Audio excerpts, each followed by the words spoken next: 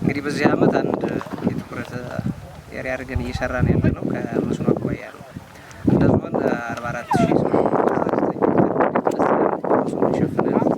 ከዚህ ውስጥ 29000 ሄክታር መሬቱ የበጋ ስንዴ መስኖ ነው ማለት ነው።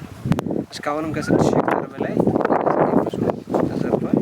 ዛሬ ላይ በይፋ ፕሮግራም እያስጀመርን ያለነው ባህር ዳር ዙሪያ ወረዳ ቀበሌ ባህር ዳር ዙሪያ ወረዳ 7 ቤት ቀበሌ አምብሽን የሚባል ክላስተር ማለት ነው። በዚህ ክላስተር 104 ሄክታር መሬት ላይ ነው እርሻ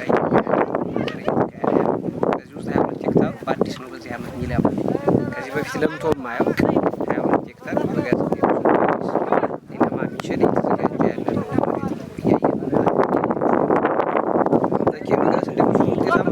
መጀመሪያ ንቅናቄ መድረክ ነው ያዘጋጀው። ከዝግጅቱ ጀምሮ ማለት ነው።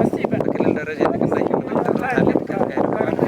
በዞን ማዕከል ባህር ዳር ላይ ንቅናቄ መድረክ አካሄደናል። ከዛ በኋላ ወረዳዎች ፈጻሚ ማዘጋጀት ስለሚያስፈልግ የቀበሌ ልማት ጣቢያ ሙያተኛው የንቅናቄ መድረክ አካሄደዋል። ከዛ በኋላ ነው በግለት የገባ የሚያስፈልገን ግብአት በዚህ አመት ለ29000 ሄክታር መሬት ዳር አንድ ኩንታል ሄክታር ፐር ሄክታር ነው የሚያስፈልግ 29000 ኩንታል ዳፕና 58000 ኩንታል ዩሪያ ነው የሚያስፈልግ። ከዚህ በላይ መጋዘናቸው ላይ በዚህ አመት የግብአት ችግር የለም። 95000 ኩንታል ዳፕና 102000 ኩንታል ዩሪያ ስቶራችን ላይ አለ። ይሄም ዲስፓች ተሰርቶ ለአርሶ አደሩ ስርጭት እየተካሄደ ነው። በዚህ አመት የግብአት ወይም የማዳበሪያ ችግር አንድም ችግር አይነሳም። ችግር አለብኝ የሚል ካለ እንግዲህ መነጋገር ነው። አለኛ እንደውም አልወስድልን ያው አሁን ለመናገር ወረዳዎች ላይ የግብአት ችግር የለም። ከምርት ዘር አኳያ አርሶ አደሩ እየገዛ ነው የሚጠቀም። ለእኛ ዞን የሚመከረው ከአግሮ ኢኮሎጂ አኳያ ቀቀባ የሚባል ምርት ዘር ነው። በአማራ ምርጥ ዘር ኢንተርፕራይዝ ቀርቧል። ዋጋው አለ።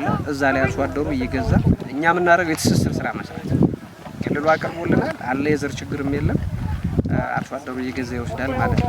እንግዲህ የምንጠብቀው ምርት ከ29000 ሄክታር 1,130,000 ኩንታል በዚህ አመት ከበጋ ስንዴ መስኖ ብቻ እናገኛለን ብለን ነው አቅደን እየሰራን ያለነው። ምርታማነታችን 39 ኩንታል ፐር ሄክታር ነው። እዚህ 29000 ሄክታር ስንዘራ 1,130,000 ኩንታል የበጋ ስንዴ መስኖ እናገኛለን ብለን እየሰራን ነው ማለት ነው። ከድጋፍና ክትትል አኳያ እንግዲህ የባህር ዳር ዙሪያ 36 የገጠር ቀበሌ ነው ያለው። ዛሬ ይህን ፕሮግራም እያስኬድን የ36ቱ ቀበሌ ግብርና ልማት ጣቢያ ጽሕፈት ቤት ኃላፊዎች መጥተዋል። ተሞክሮ ይወስዱ ማለት ነው። ያ ማለት ምን ማለት ነው? ባለሙያው እስከ መጨረሻው ክትትል ያደርጋል። እንዳያችኋቸው ዲኤዎች አሉ፣ የቀበሌ ግብርና ጽሕፈት ቤት ኃላፊዎች አሉ፣ የሁሉም ማለት ነው።